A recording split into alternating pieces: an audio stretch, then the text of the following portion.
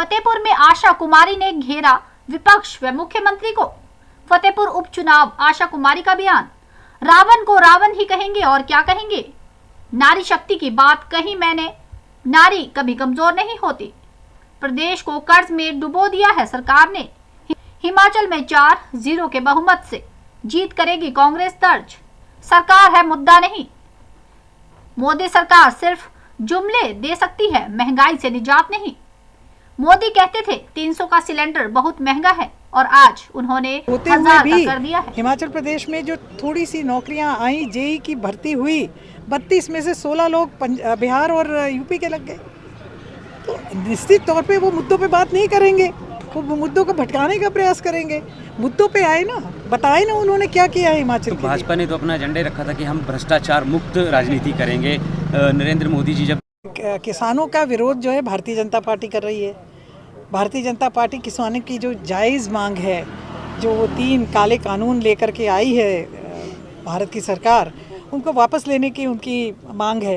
तो किसान अपना आंदोलन चला रहे हैं, लगभग साल होने को आ रहा है, 1 साल पूरा होने जा रहा है। और अभी आपने लखीमपुर खेड़ी में देखा कि किस तरह से कि भारतीय जनता पार्टी के नेता के बेटे ने, नेता तो क्या मंत्री के बेटे में, अब मंत्री भी कौन, हिंदुस्तान का गृह मंत्री, गृह राज्य मंत्री, किसानों के ऊपर गाड़ी चढ़ा दी, मृत्यु हो गई। तो किसान आक्रोश में है, अपना आक्रोश दिखाने के लिए उनके साथ ऐसा हुआ होगा, ये इसमें हमारा कोई लेना देना नहीं। मैम, जैसे कि हम बात देखते हैं प्रदेश में जो है उपचुनाव हैं और उपचुनावों को लेकर जगह जगह आप एज ए स्टार प्रचारक भी जा रहे हैं, किस तरह देखते हैं? मुझे अभी तक भरमौर, मंडी, जोगिंदरनगर, फतेहपुर और कुछ और इलाकों में जाने का मौका मिला है और निश्चित तौर पे जनता का मूड कांग्रेस पार्टी के फेवर में नज़र आ रहा है। वर्तमान सरकार की नीतियों के खिलाफ लोगों का काफ़ी रोष है, विशेष करके जो महंगाई और बेरोज़गारी को लेकर के मुद्दे उठ रहे हैं। तो हमें पूरा विश्वास है कि कांग्रेस पार्टी पूरी मुस्तैदी से लड़ रही है और ये चारों सीटें जो है हम जीतने की उम्मीद रखते हैं। मैम, कल आपका एक बयान आया था सीता और रावण का। रहने वाले हैं तो ज्वाली पार ही होगा। अगर मैं डलहौजी की रहने वाली हूँ तो मेरा नाम डलहौजी के साथ ही लिया जाएगा, इसमें क्या बड़ी बात होगी। मेरे घर ही डलहौजी है, तो इसमें मेरे को कोई कहे कि ये डलहौजी के हैं तो हैं, वो ज्वाली के हैं, उनका एरिया जो है ज्वाली में पड़ता है तो पड़ता है। तो इसका आप मानते हैं कि फतेहपुर में बीजेपी को कोई ऐसा नेता नहीं मिला कि जो जहाँ से उसको चुनाव लड़ा सके?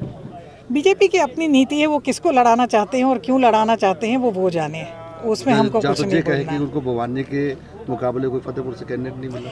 अब बीजेपी रोज अपनी स्टेटमेंट्स बदलती है। अभी उनके जो इंचार्ज आए थे उन्होंने कहा कि जो भी पार्टी के खिलाफ काम करेगा उसको निकाल दिया जाएगा और कभी वापस नहीं लिया जाएगा।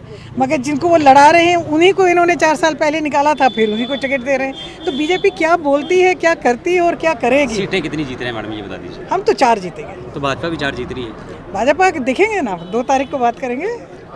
हम तो बिल्कुल कॉन्फिडेंस से कह रहे हैं। मैडम, आपने कहा कि रावण को बोला, जैसे रावण को बोला, जो प्रेस कॉन्फ्रेंस में थे उन्होंने भी पूछा रावण किसको बोला। मैंने कहा रावण को बोला, क्योंकि बात हो रही थी मजबूत और मजबूर महिला की। तो क्योंकि उस दिन दशहरे का दिन था तो सबसे अच्छा एग्जाम्पल कि मजबूर कैसे समझते हैं किसी को, वो रावण का था कि रावण ने सीता मैया को भी मजबूर समझा था और सीता मैया मजबूर नहीं निकली, मजबूत निकली। और रावण का क्या अंत हुआ। नारी शक्ति की बात हो रही थी कि नारी शक्ति को कोई कम आकलन ना करे। किसी को बोला नहीं, रावण को रावण बोला। अब उसमें भी आपत्ति है क्या?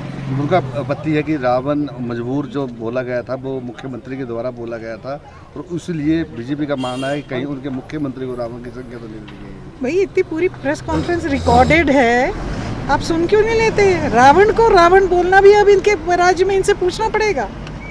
सीता मैया को रावण ने मजबूर समझ करके उठाया था। हम नारी शक्ति की बात कर रहे हैं। नारी कभी मजबूर नहीं होती, नारी मजबूत होती है। और रावण को मैं रावण कहूँगी, रावण थे और दशहरे के दिन उनका वध हुआ था। अब इसको जो अगर बीजेपी कहे कि हम बदलना चाहते हैं तो इसमें मेरा कुछ कहने को नहीं। आपका कहना है कि कांग्रेस की जीत के बाद जो है रावण का वध होगा? मेरा ये कहना नहीं है। मेरा ये कहना है कि नारी की जीत के बाद ये साबित हो जाएगा कि नारी मजबूर नहीं मजबूत होती है। आपका कहने का मतलब जो मंडी से उम्मीदवार है कांग्रेस के प्रतिभा जी, वो जीतेगी और उसके बाद रावण का वध होगा। प्रतिभा जीतेंगी और ये साबित हो जाएगा कि महिला जो है मजबूत होती है, ना कि मजबूत। लेकिन एक बात, कौन सी बड़ी बात है, नरेंद्र मोदी जी ने तो कहा था 300 रुपए का सिलेंडर बहुत ज़्यादा हो गया है, 1000 कर दिया। वो कौन सी अपनी बात पे, वो तो चुनावी उनके मुद्दे होते हैं, उनकी व्हाट्सएप यूनिवर्सिटी और उनके IT सेल गलत तरह की बातें करते हैं। असलियत तो ये है कि ये जो वर्तमान सरकार है, कोई बताए कि जब कोरोना के उसमें सैनिटाइज़र घोटाला किसका हुआ, किसका हेल्थ डायरेक्टर जो है उसको जेल जाना पड़ा, कौन सा मंत्री था जिसको अध्यक्ष बनाने के बाद अध्यक्ष से भी इस्तीफा देना पड़ा बिंदल जी को। तो ये सारे मुद्दे, कई मुद्दे हैं भ्रष्टाचार के हिमाचल प्रदेश में, जो सब आपके सामने समय आने पे उजागर होंगे। इनकी ना कोई नीति है, ना इनकी कोई नीयत है। ये सिर्फ भटका के लोगों को इधर से उधर की बातें करके, कांग्रेस की क्यों बात कर रहे हैं? ये राज्य तो इनका है। 7 साल से दिल्ली में, 4 साल से यहाँ डबल इंजन की फेल सरकार जो है, अपनी उपलब्धियाँ बताएं। वो बताएं कि हमने ये किया है। अभी एक उपलब्धि तो बता दें, सिर्फ कर्जे में डुबोने के अलावा।